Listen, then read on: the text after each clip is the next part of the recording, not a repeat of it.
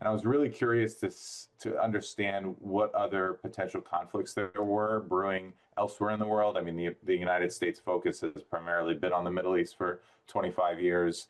Um, it's shifting now to the Pacific, but there were other areas in the world that I hadn't yet explored that I didn't think that was in the attention or the mindset of Americans to say, oh, there are other places where conflict is plausible and could kick off. So there were some places that I looked at: East Africa, Sub-Saharan Africa, more remote regions of the world. But I ended up settling on the Arctic because it was experiencing a change so diametrically opposed to what I had in my mind of this beautiful place that you go and visit and get to go whale watching and hiking and eating exotic foods. But it was totally different underneath the surface.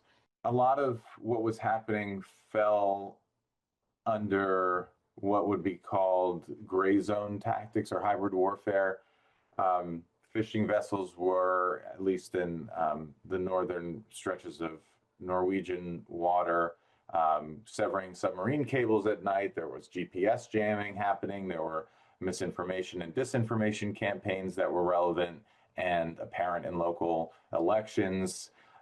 There was a palpable tension between Europeans and Scandinavians and Nordic nations and Russia that hadn't existed in a place that was reserved for a long time as a place of peace and scientific research.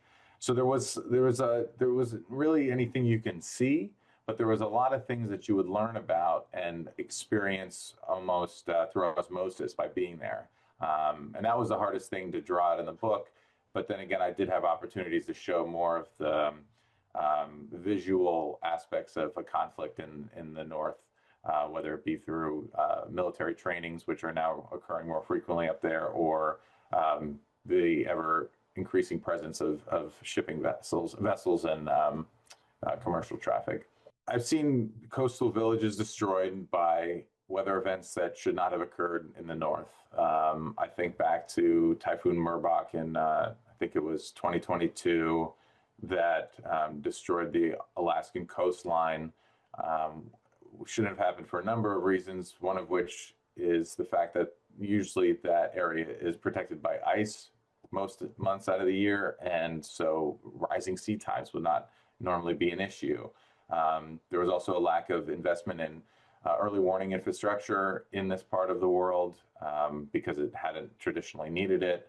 And in northern Sweden, I witnessed the relocation of an ancient church because of actually the whole town was moving and the church was the icing on the cake. The whole town had to move because of the production mine in the region becoming more unstable as the earth lost its solidity because of permafrost and the thawing thereof.